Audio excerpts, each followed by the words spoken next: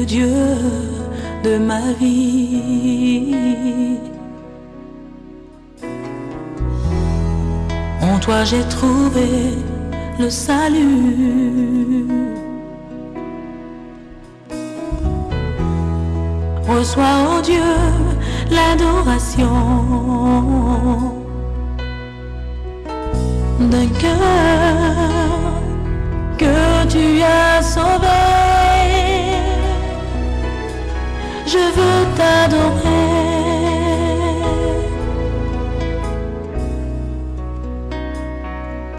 Oh, je veux t'adorer. Mbote na bino banso bandeko basi pe mibali balandi ya émission La Gloire du Ciel.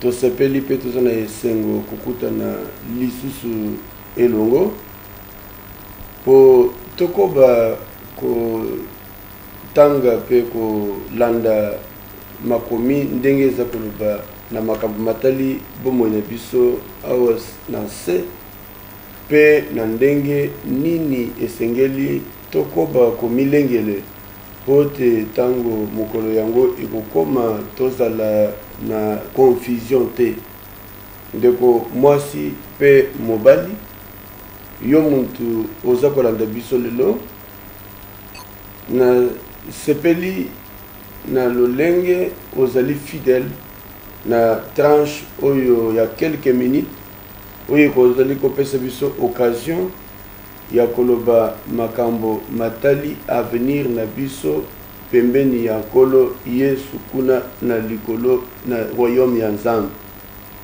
Na mesana ko expliquer bino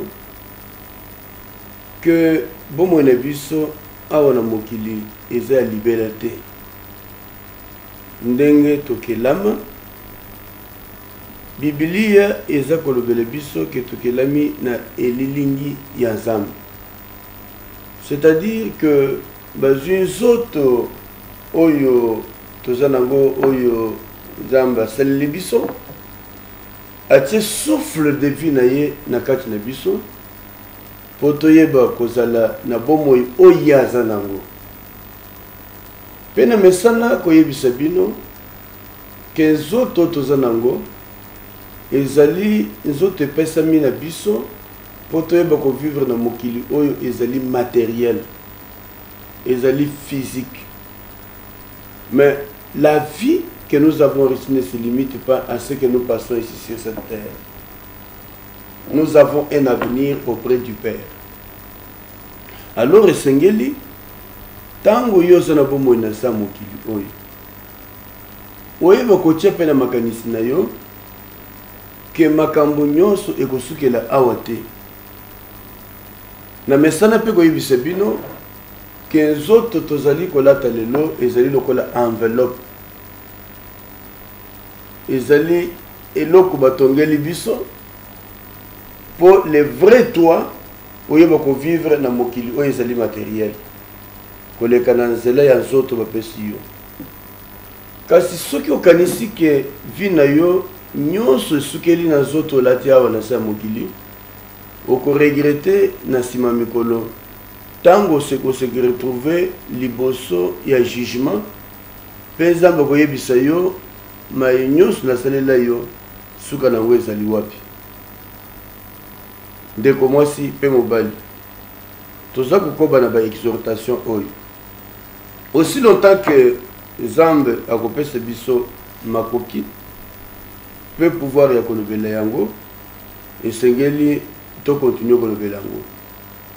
Tobandaki mikolo euti koleka kolobela bino makambo oyo toyebi ke kokoma yambo suka ya nyonso ekoma parce que tozali koyanola mituna oyo balandi ya émission oyo batunaki biso na makambo matali boye ya nkolo, makambo matali tribulation, makambo matali misala ya antéchrist.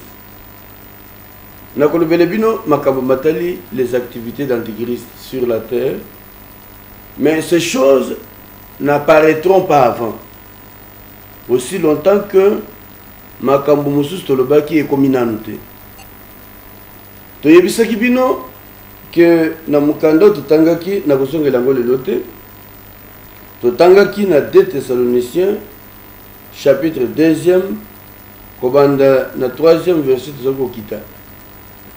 Makambo totangaki kuna bayebisaki biso makambo misatu oyo ebongi ekoma ou bien esengeli ekoma yambo makambo nyonso mayeba kosuka na sa mokili.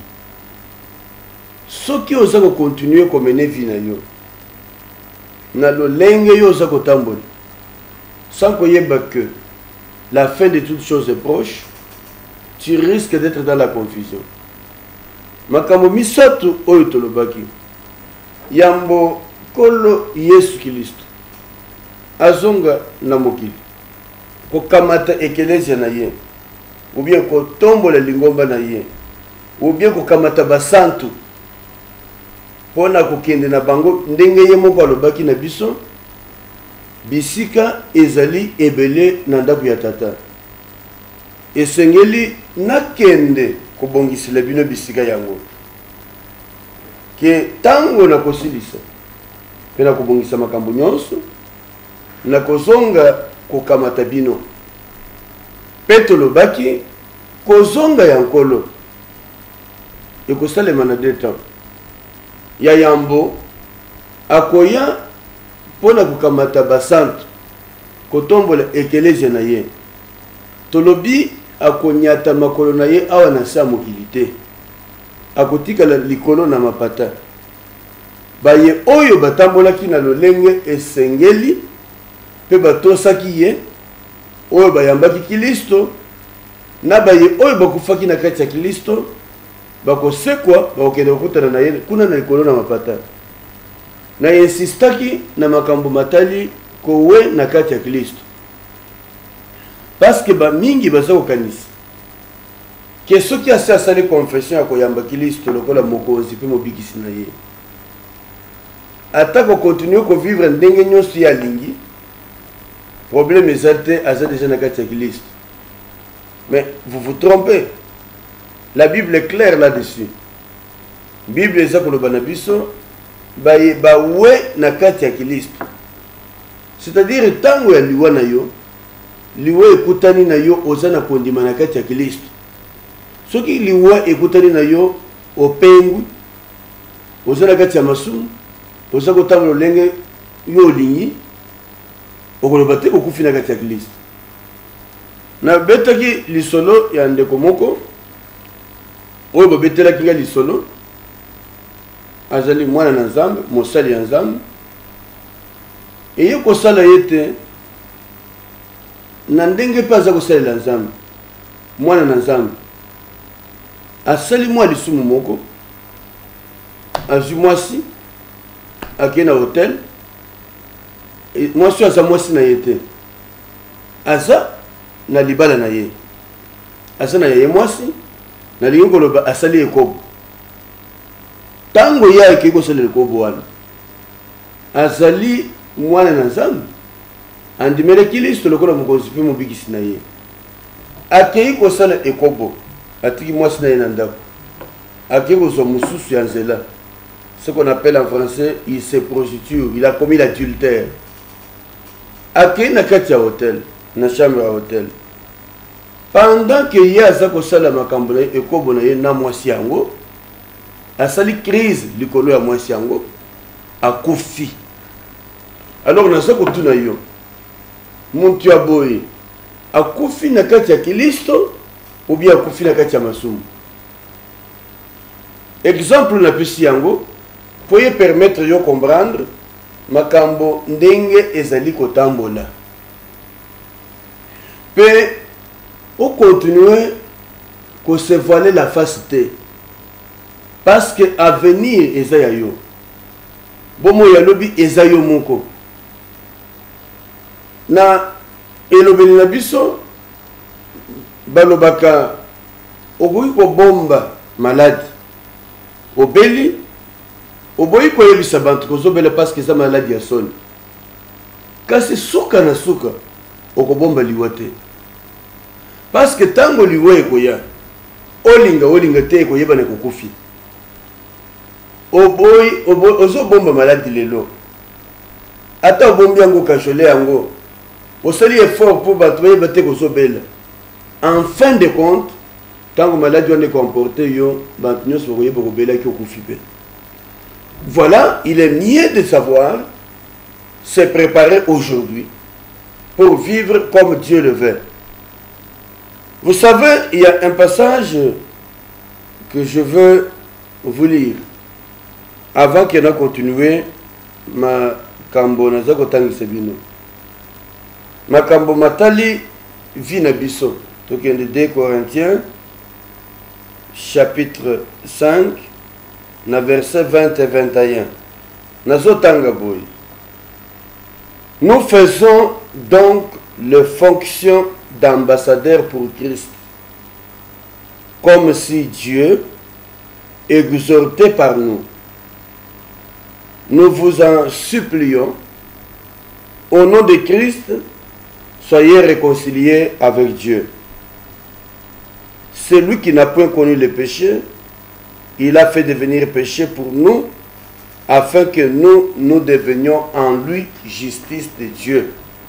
Na zakolobela yo moi eloko moko oyo eyelingai na kwasa na makanisi na zakokanisa yete ezali zambe mutu alingi na lobela yo yango tokozongela sima makambo tobandaki deja kotanga oyo etali lolenge na biso ya kotambola na kati ya nkolo.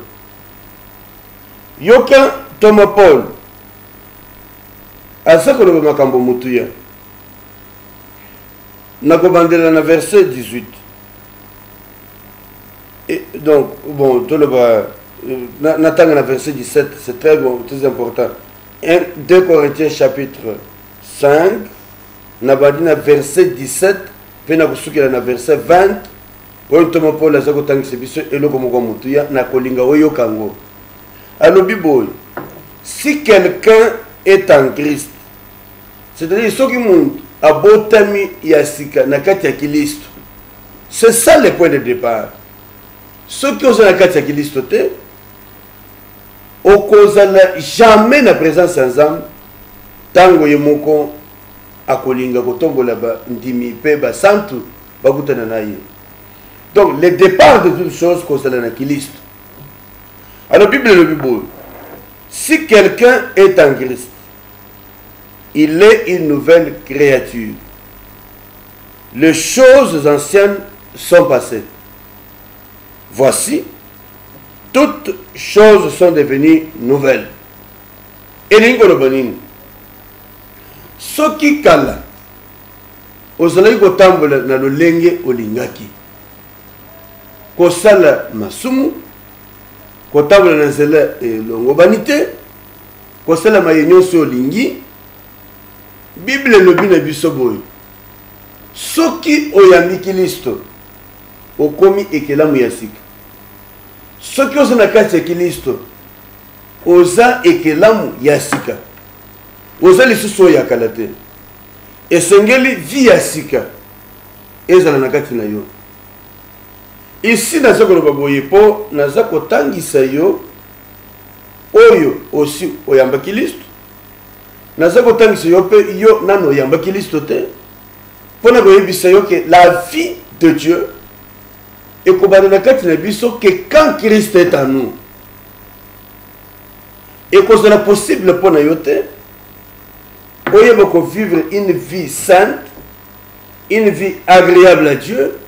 Ce qui n'a qu'à dire ozana oya koko produire vie wana te. Parce que nous sommes nés dans le mal. To botama na zoto masumu. Et sengelaki muntu moko aya ko bikisa biso. Poto yeba ko vivre vie ya solo. Kasi soki okoti déjà na kati ya Kristo. Et sengeli vie na yo échanger. Oko continuer ko vivre le lenga bantu nyonso te. Okangama na ye lokola na betaki lisolo etali makambo ya liwa pona lobi na baye ba oyo bako wena kati ya Kristo Et les gens qui n'ont pas mais c'est des éventualités qui peuvent arriver. Naloba qui était makambo nyonso na samokili eza na suka nango. Suka nango ekoki kokomela biso na liwa. Liwa na ndenge ete nzoto na biso ekomi na limite ya vie. Tokoli tozali affaibli ou bien ba mususu bakufaka ndenge wana ezala accident ezala makambo ndenge na ndenge ekoki kokomela yo. Toza ko désirer te kokomela yo. Mais ce qui est comme yete vie na yo esuki na lolenge wana na kati ya mokili. Okosuka ndenge nini? Na kati ya Kristo ou bien libanda ya Kristo. Parce que Bible lobi baye oyo bakufaki na kati ya Kristo. Yango na lingaka koyebisa bino soki obungisaki ndeko mwasi mobali parent et que oya akufaki ya koyeba Kristo pe avandaki na Kristo atamboli na yeti na suka zalana yesengo parce que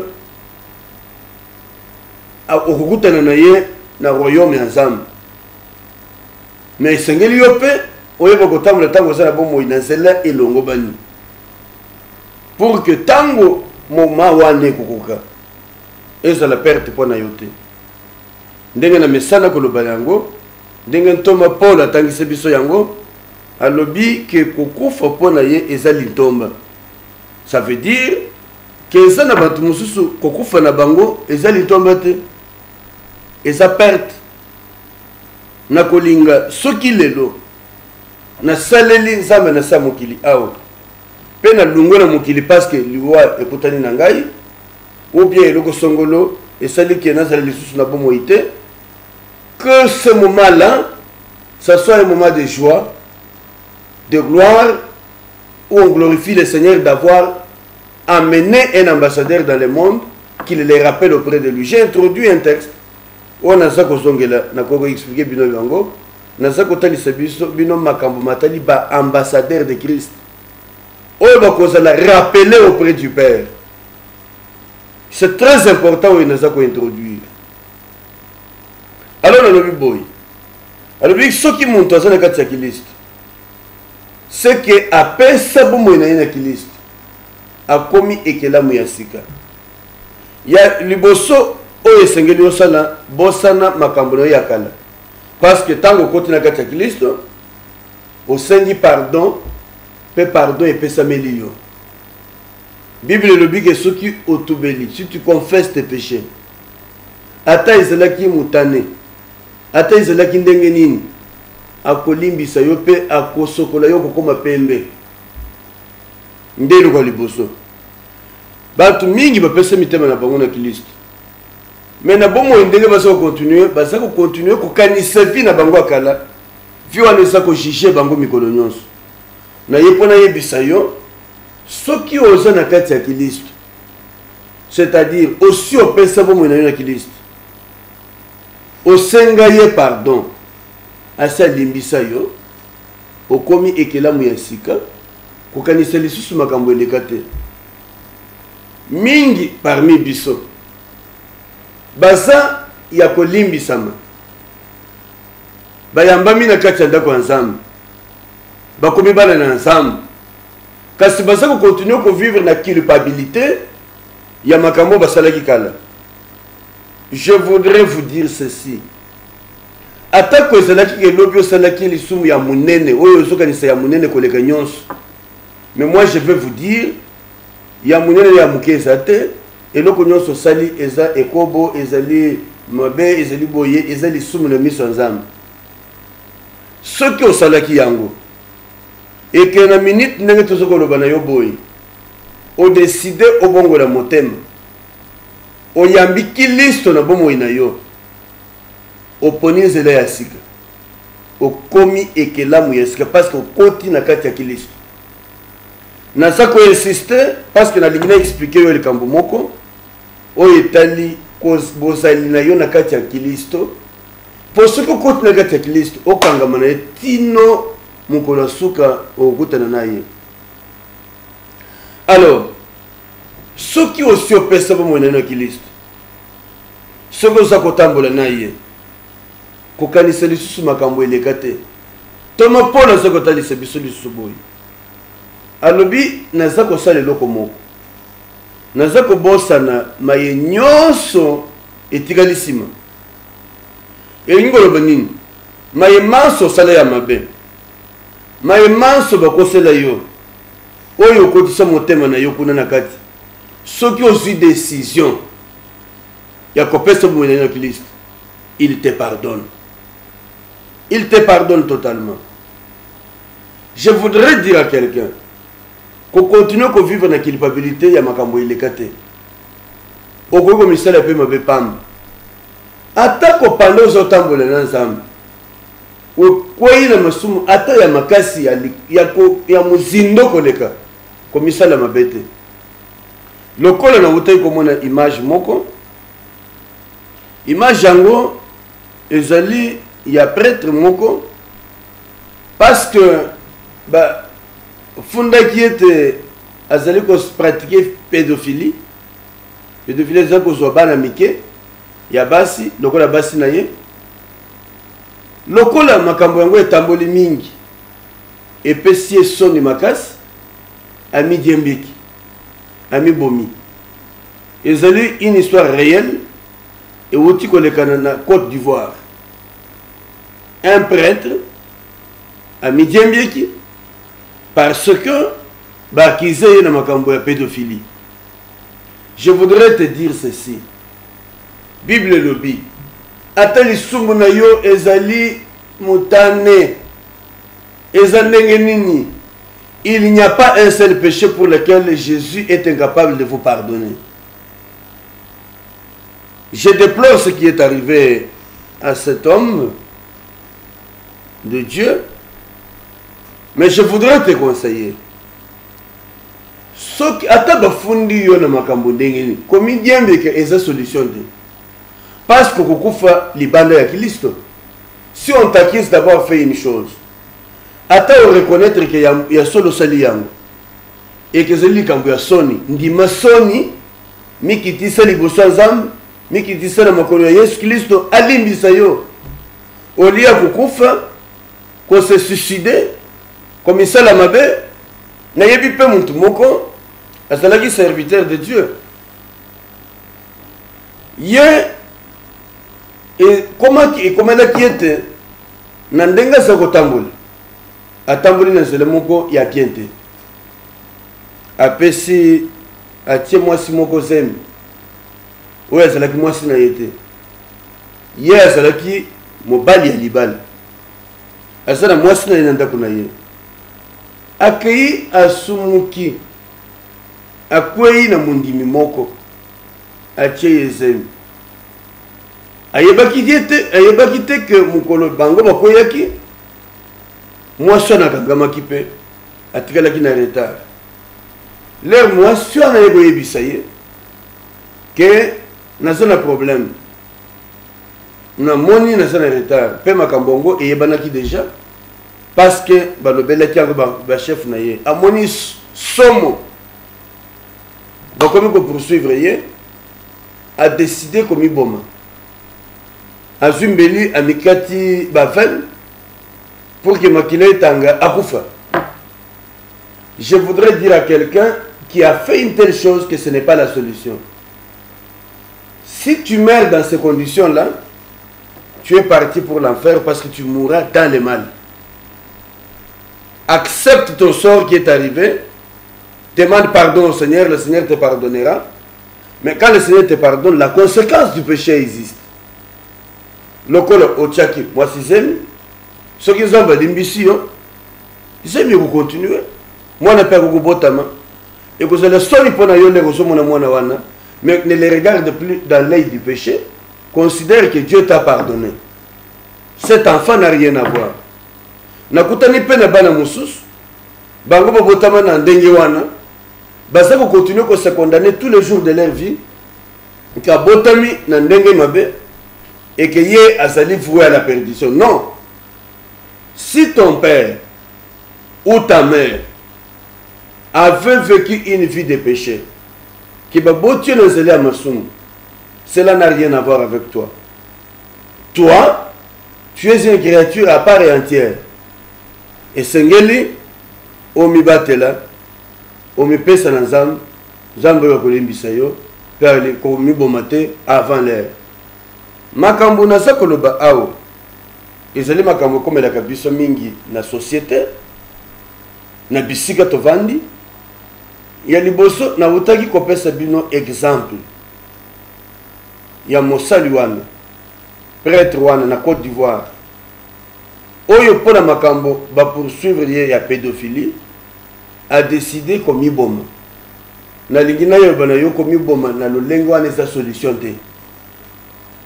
Soki oza na kati ya Kristo et que okweyisami na situation moko, esengeli ozongela nzambe, osengeli pardon.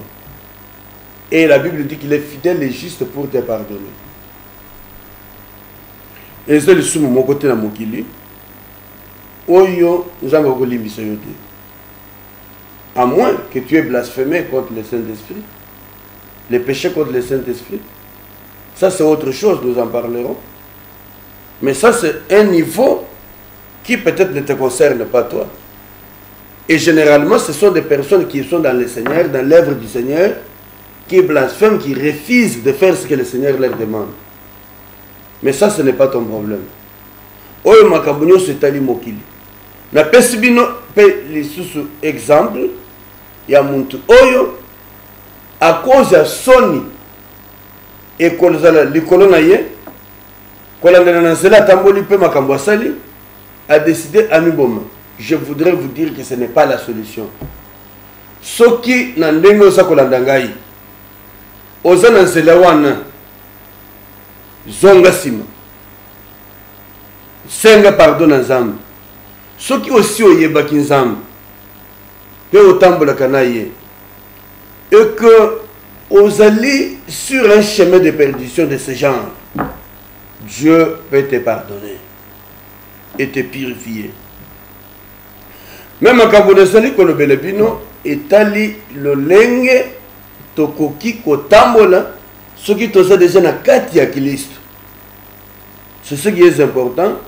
Parce que natangi makambo malobi Bible elobi na maye matali boye ya Kristo tango boye okamate ekeleze na yepe basant Bible elobi yambo baye onyos ba we na kati ya Kristo bakosekwa pe bakotombwama kokende kokutana na ye na mapata sima na yango biso baye tokotika la tozaki na bomoi na tango wana tokotombwama na nzoto ya sika pe tokokende kokutana na ye kuna na mapata pe tokokende kovanda elongo na nzambe nde boye sengeli yo moko yeba yango.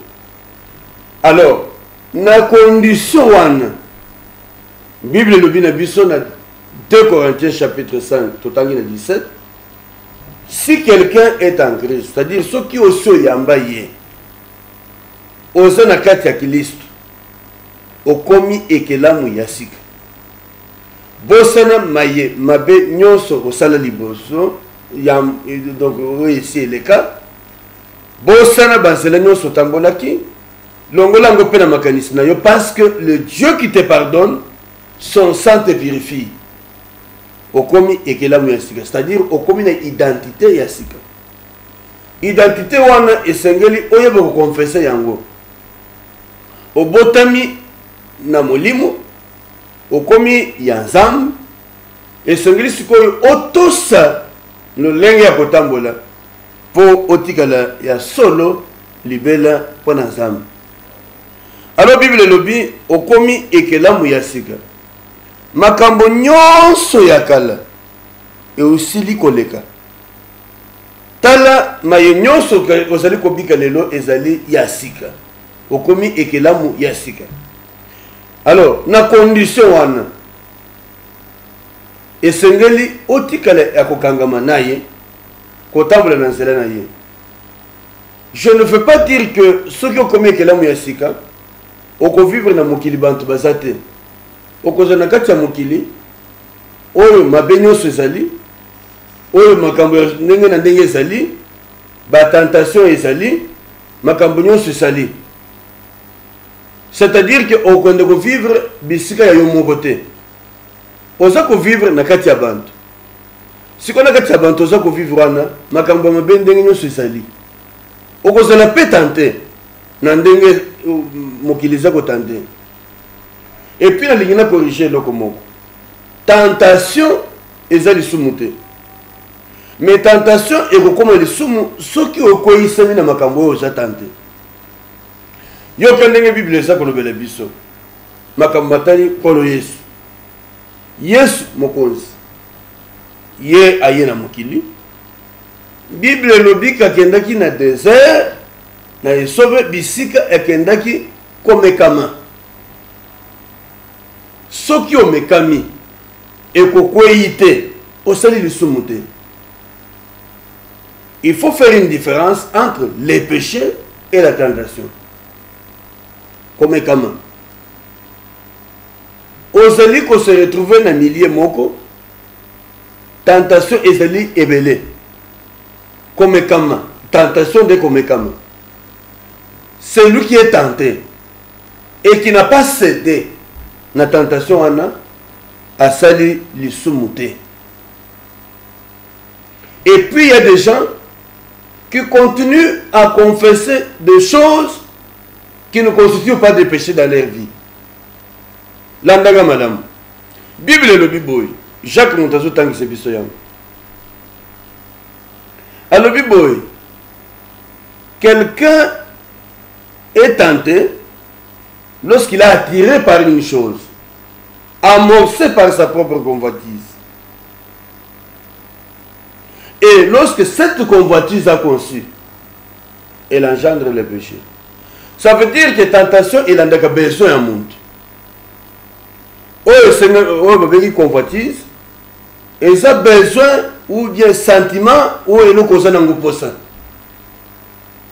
alors, tango et loko wana osanango posa ezali boso na yo.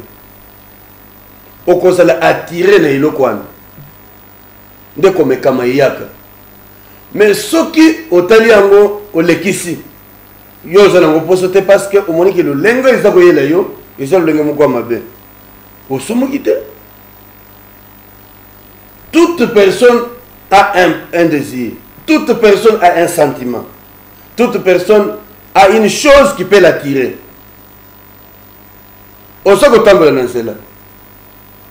Tu te sens attiré par une fille qui passe. Au moins, je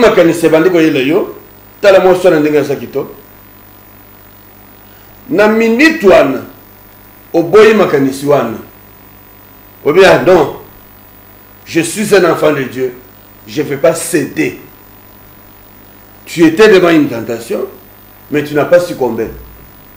Continue ta marche normale. Parce que nous devons tambola na mokili. Au côté de la toujours de belles femmes.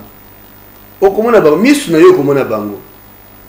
Mais quand tu vois une belle créature de Dieu, tu peux glorifier le Seigneur pour avoir créé une si belle femme. Tu n'as pas péché.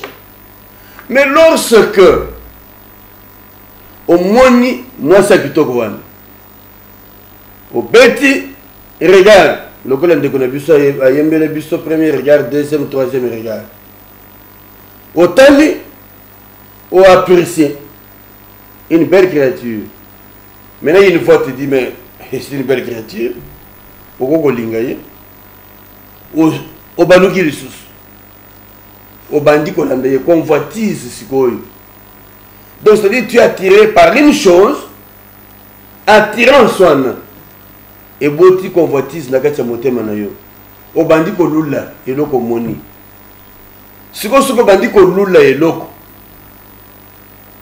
O bandi ko landazela lisumu. Pe Bible le dit que cette convoitise lorsqu'elle a conçu et boti lisumu. C'est comme ça que beaucoup de gens qui n'ont pas tiré attention dès le départ pour se débarrasser de la pensée wana mabe va continuer à mûrir ces choses dans leur cœur.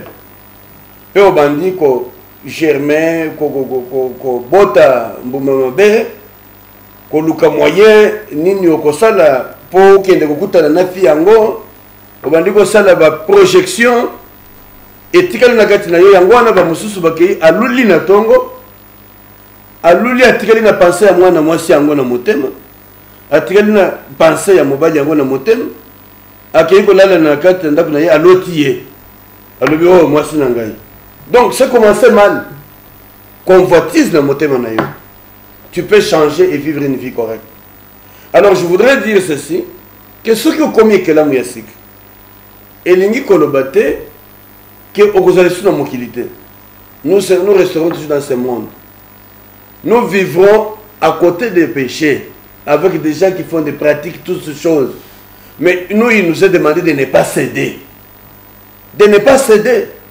De continuer à être attaché à Dieu. Pe Bible bakisi boy. Non seulement comme que la mouyassik. Parce que ça n'a qu'à dire Yesu. Alors dit que nyonso wana verset 18 et tout cela vient de Dieu qui nous a réconciliés avec lui par Christ et qui nous a donné les ministères de la réconciliation, car Dieu était en Christ et réconciliait le monde avec lui-même et n'imputant point aux hommes leurs offenses, il a mis en nous la parole de réconciliation. Alors, il dit ceci. Nyonso kokomela biso lokutukomela Kristo koko tambola na nouveauté ya vie eza ko dépendre na biso te ezali ko ute pa ina ye. Yesu Kristo Nzambe oyo alingaki biso alingaki to se réconcilier na ye kolekela nzela ya Kristo. Pe alobi que Nzambe azalaki na kati ya Kristo aza ko réconcilier mokili na ye moko. Et puis, à cela qui était, ma somme n'a biso ko il bisote, mais yemo kwandi ma ko soyango pour te vivre na nouveauté de vie. Ceux qui ont bandi ko vivre ce qu'on a nouveauté de vie. Et sengeli au demeurer dans la foi. Auto sans âme. Oui, pour continuer à vivre na ye. Parce que ceux qui ont se retiré na ye, tu vas perdre cette grâce. Et vivre, mourir dans le Seigneur, et ça pour continuer à causer la kokangama encore. Ce qui est comme l'ioté, au quoi il est l'issum, cause le thé, boutou et kota. Na minute toi, tu veux la senga bolimbisi, répands-toi. La repentance et sengeli et continuer à caractériser Vinabisson. Tous les jours de notre vie. Parce que tous ceux qui vivent dans Mokili, eux sont makambo belé, misu ekomona, matoi ekoyoka, monoko ekoloba, maboko ekosimba, avec nos 5 sens. On peut se retrouver au sein de Kabumoué Samabe. Mais que etika la likolo na yote. Bible le Bible. Si tu te mets en colère, que le soleil ne se couche pas sur ta colère. C'est-à-dire où me la tête tika na kati ya bomo inayo et koki ko komela yo o silika kasi ya komi olali na kanda ola mukilobi na kanda o inibantu o sako lo bisabango le sous ça ce n'est pas le comportement d'un enfant de Dieu qui s'attend à un royaume de Dieu. O sako c'est la kotomboma ko kendo kutana na nkolo o siliki lelo o lali na kanda. Il y a des gens comme ça dans leur famille. Dans la maison où vous vivez avec des gens, au Kangikanda, au Lalinango, la Mukinango, Lalinango, la Mukinango, au sol et tu t'appelles enfant de Dieu. Un enfant de Dieu, c'est celui qui harmonise ses vies, ses relations avec les gens autour de lui, avant qu'on permette que le soleil, moi, écoute la Kandanaye. Et Sengeli, Omi Talamalam. Oye bakozala osanani pe otambola kandenge nini yango na pesi bino exemple oyo po yeba yete soko za tambola na nkolo oza ya nzambe. Alors na soko conclure na verset ya suka oyo na pesaki po tosilisa émission na biso lelo. Alors bina biso boy, nous faisons donc les fonctions d'ambassadeurs pour Christ. comme si Dieu exhortait par nous. Nous vous en supplions, au nom de Christ, soyez réconciliés avec Dieu. Deux choses, fonction d'ambassadeur et la réconciliation avec Dieu. Ambassadeur eza motindami. Bisope toza batindami yankolo. Soki oza ya ensemble et koza ko vivre na mokili oyo. Yeba yete ozali motindami yankolo. Oyepona kosakana te. Oyepona ko bebisa bomo ina yote. Oyepona ko bebisa bolenge na yote. Yo elenge oza kolanda ngai. Oyena mokilo parce que Nzambe pesi mission. Tant que on comprendre te ko zui oza motinda Nzambe pesi mission, o ko vivre ndembo lingi. Mais oya yebi kaza motinda mi yankolo. Ayebi ete tango moko kokoka oyo muntu atindi yo ako rappeler yo. Jour ako rappeler yo. Nde jour na sakolo bawana. Et koki kozala à rappeler avant l'heure. C'est-à-dire avant qu'il soit au kamata lingomba na ye. Motindami akendaka ayebi ete na tindami pona kokisa bosenga ya muntu atindi ngai. Yango na sa kotuna yo lelo. Okoki koyebisa ngai ke na ndenge oza kotambola awa na se oza kokokisa bosenga ya nkolo oyo atindaki yo. Pe atindi yo pour le ministère ya réconciliation. Par le but de la réconcilier. Alors na lingi koloba boyo. Mondimi oyo nyonso abotama ya sika. Aza mwana na Nzambe. Aza citoyen ya royaume ya Nzambe. J'aimerais vous expliquer davantage Makambo Matali, notre citoyenneté céleste. Parce que Nzambe a fongoli ngai turo yo na lobele bino, mais tana biso zoko sala défaut et tigali biso 3 minutes ya pamba.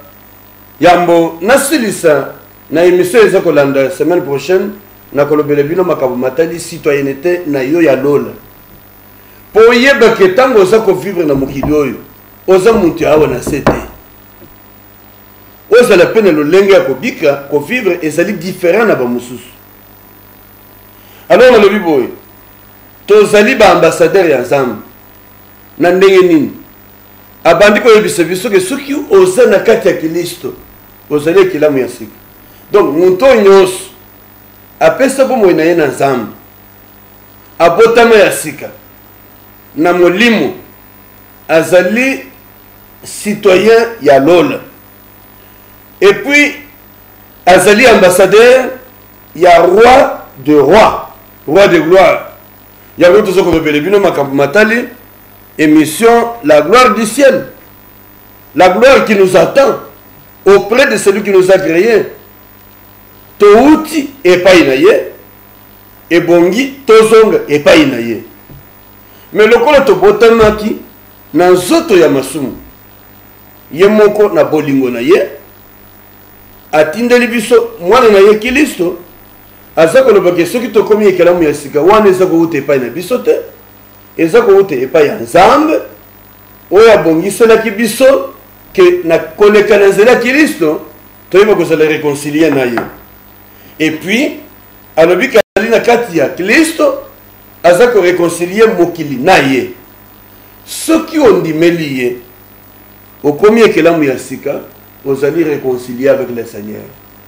Obotami ya sika ozali ekelamu ya sika ozali mwana na Nzambe ozali citoyen ya royaume ya papa na biso yango nde papa le roi de gloire.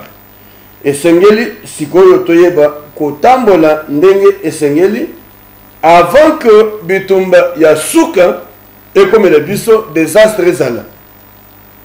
Totelemeli wana parce que basalinga biso sinike na komi na suka ya minute na ngai naza ko rappeler yo muntu ozali kolanda biso que la vie que tu as sur cette terre n'est pas vaine. Et Seigneur, autant que le Seigneur, nous avons que la semaine prochaine, Makambo est sollicité parce que la Tali Sabino, Makambo Matali, citoyenneté, la vision ya Lola. Donc, je vais m'arrêter là.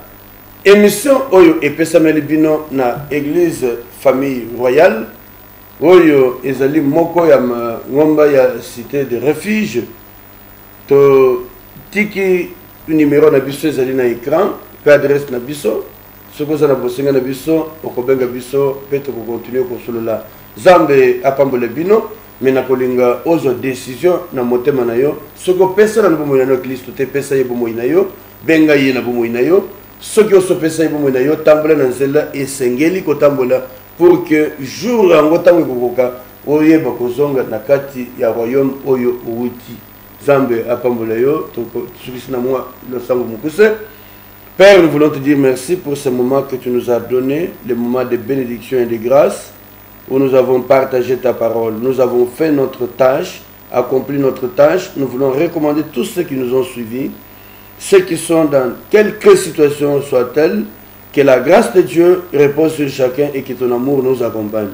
Aide-nous à revenir à toi, à t'aimer, à te chérir et à marcher avec toi jusqu'à ce que tu viennes à notre rencontre pour l'enlèvement de l'Église, ou alors que toute situation interviendrait avant, que la grâce de Dieu nous soutienne pour que jamais nous nous égarions, mais que nous restions dans ton chemin. Que tous ceux qui t'ont suivi soient orientés vers toi. Au nom de Jésus-Christ, nous avons prié en te disant Amen. Merci, Zambe Apambole Bino. Tu es le Dieu de ma vie.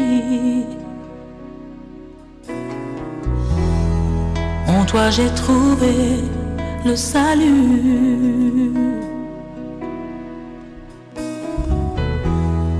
Reçois, ô Dieu, l'adoration d'un cœur que tu as sauvé.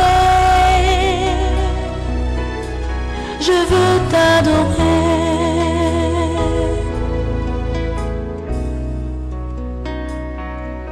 Oh, je veux t'adorer.